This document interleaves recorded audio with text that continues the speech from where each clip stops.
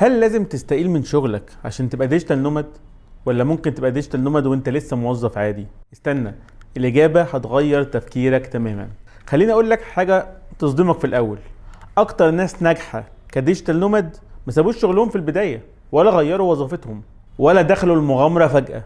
هم بس غيروا طريقة شغلهم تدريجيا.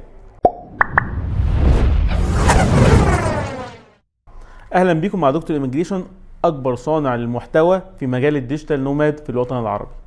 لو لسه ما عملتش اللايك والشير والسبسكرايب افكرك تعملهم دلوقتي عشان نبدا مع بعض الحلقه. خليني ابدا معاك من الواقع. ان الناس فاكره ان التحول للديجيتال نوماد يعني استقاله، يعني سفر، يعني قطع كل العلاقات الوظيفيه وبدايه الشغل من الصفر. لكن الحقيقه مختلفه تماما. اذكى طريقه للتحول مش انك تسيب شغلك، لكن انك تخلي شغلك يشتغل معاك بس بطريقه مختلفه. طيب خليني اشرحها لك ببساطه. في 3 طرق رئيسيه لاي موظف حابب ان هو يتحول لديجيتال نوماد او رحاله رقمي. اول طريقه انك تشتغل ريموت بدل ما تشتغل من المكتب.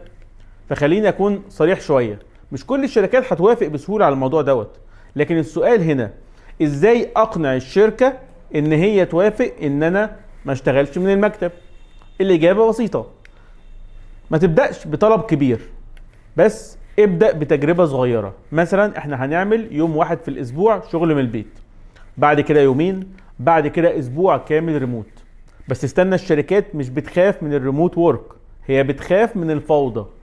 لو اثبتت ان شغلك منتظم وان المسافات مش هتفرق وان مفيش اي تقصير في شغلك، هيتوافق لك على الريموت وورك.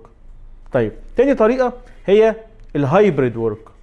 طب يعني ايه يا دكتور الهايبريد وورك؟ يعني جزء من وقتك في المكتب وجزء تاني اونلاين. وهنا تبدأ تبني اول شكل من اشكال الحرية، لانك فجأة مش مرتبط بمكان واحد طول الوقت.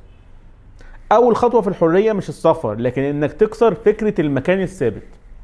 طيب تالت طريقة، وهي ان انت تحول الشغل بتاعك لريموت كونفرجن. بمعنى، ودي اقوى واحدة، بمعنى انك بدل ما تبقى موظف فول تايم تبقى كونتراكتور او فريلانسر لنفس الشركة.